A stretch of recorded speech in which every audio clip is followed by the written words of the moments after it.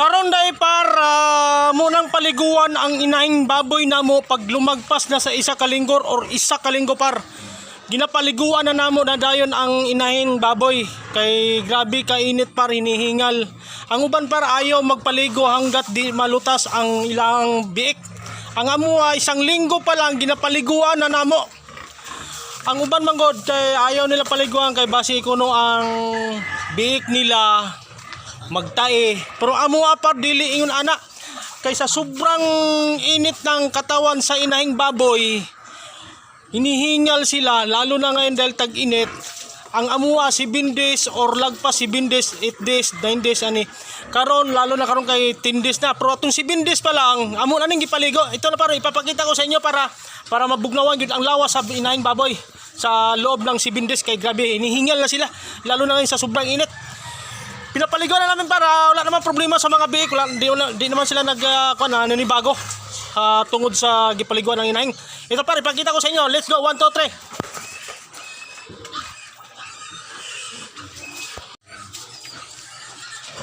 3. Ito na par. Grabe kabuta na oh. Iya pa nang gunitan ang naong sa among inahing baboy. Ganon kabait ang among inahing baboy. Walang problema kahit bago siyang panganak. Par. Din iyang mga biik para nara paro among gikulong, pwede na rin na mababasa-basa na siya par kay atong 7 days pa lang giligo na namo to, di naman ibago ang mga baktinya mga biik. Pati itong nanay par kay sakto pud karon 7 days paliguan na pud namo kay grabe init gyud. Hinihingal, pag di mo paliguan ayaw magpadidi. Ayaw. Sa sobrang init din hinihingal mo na nga nabuburyong sila. Ang ginagawa namin paliguan na namin pag abot og 7 days, 8 days, lalo na karon kay 10 days na ni karon, ang unang nanganak atong pitsa Jess. Then itong nanay niya, itong isa, 7 days gid karon, pitsa Tracy man nanganak.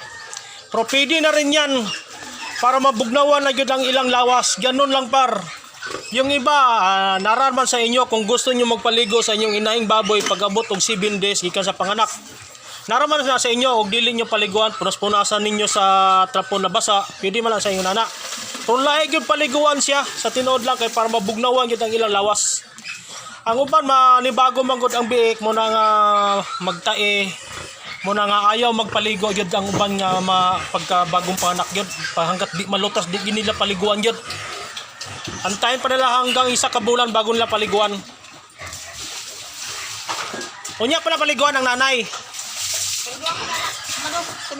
Umagkaon.